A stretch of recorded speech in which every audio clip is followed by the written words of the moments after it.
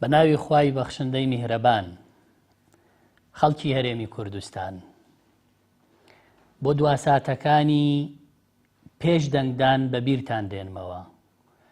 ئێمە کاری قورس و سەخت و گرانمان لە بەجێگەیاندنی داواکانی ئێوە هەیە. ئەم کارە قورس و سەختانە دەکەوێتە دوای ئەنجامدانی هەڵبژاردن و دەنگدان.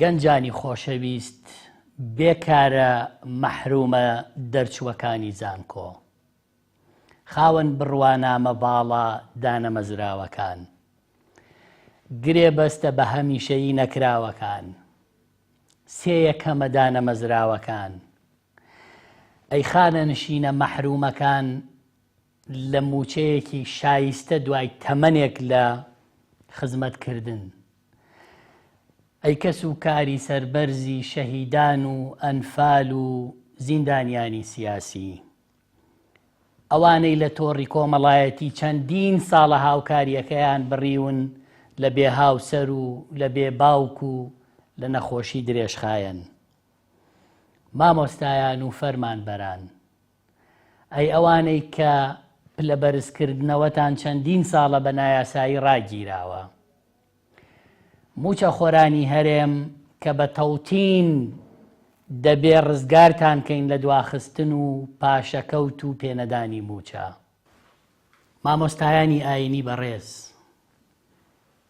ئێوە قەدرگیرا و ڕێزلێگیراون لای ئێمە، ئێوە لای سەرەوەن لە لای ئێمە.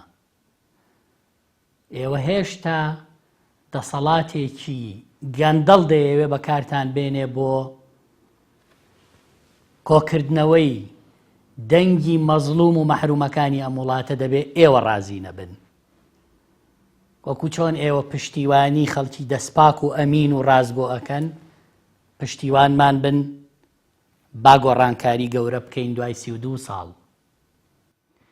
چۆنەکرێت ڕازی بن ئەمە شەقامەکانی ئەم هەرێمی کوردستانە بێ کە ڕۆژانە بینەری مەرگی ئازیزانمانین بەهۆی ڕووداوەکانی هاتوچۆ. تۆیەک کە دوونەوەت گەورە کردووە هێشتا کرێچیت لە وڵاتە، بستێک زەویان پێڕەوا نەبینیوی. ڕزگارکردنی گەنجانمان لە کۆچ و مەرگی ڕێگای هەندەران پشتیوانمان بن، چاوەڕێی دەنگتانین تا بە هێزێکی زۆرتر بە دەنگێکی بەرزتر لە پەرلەمانی ئایندە ئەم مافانەتان بچەسپێنین، ئەم داوایانەتان بێنینە دی، لە ماڵەوە دامەنیشن. وەکو هێزە چەکدارەکان ئێوە ئەو فشارەتان لەسەر نییە، بە ئیرادەی خۆتان چەند چرکەیەک لە کاتی خۆتان بگرن و دەنگ بدەن بە ئێمە تاکو بۆ 4 ساڵی ئایندە هەموو داو و مافەکانتان بێنینە دی. چاوەڕێی دەنگ و پشتیوانیتانین، دەنگدانتان بە ئێمە، مافەکانتان دەچەسپێنین.